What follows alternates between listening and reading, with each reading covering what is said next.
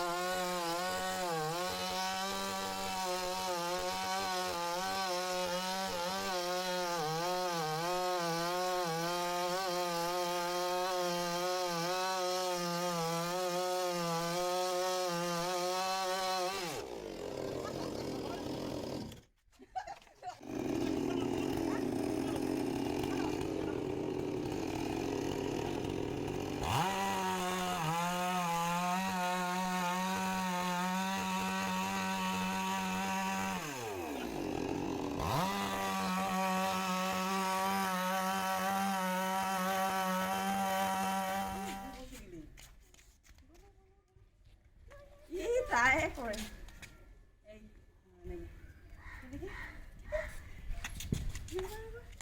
গল গল গল গল এটা তুলিম দে আমি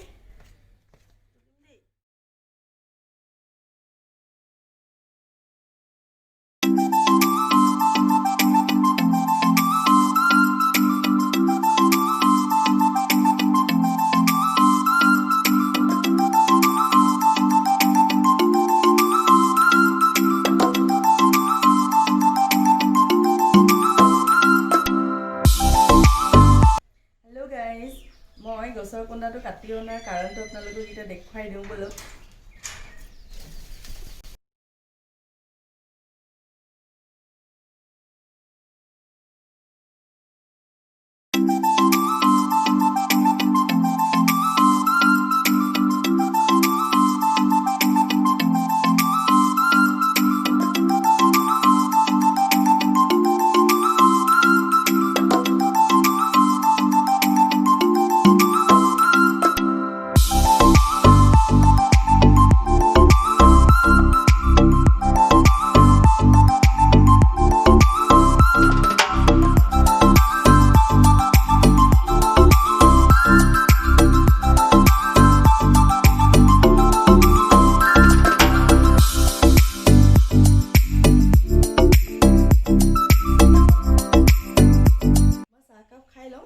আপোনালোকে মই কেনেদৰে বনালো কেকটো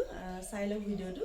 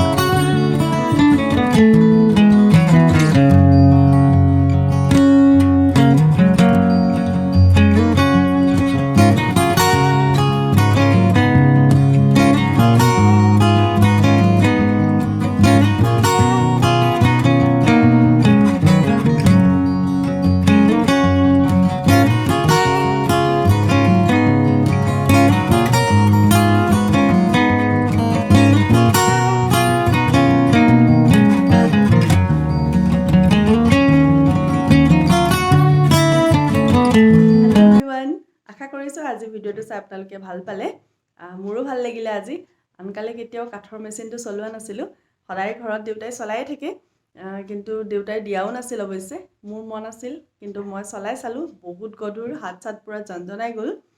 আশা কৰিছোঁ আপোনালোকে এনজয় কৰিলে যদি ভিডিঅ'টো চাই আপোনালোকৰ ভাল লাগিলে তেন্তে লাইক শ্বেয়াৰ আৰু কমেণ্ট কৰিবলৈ নাপাহৰিব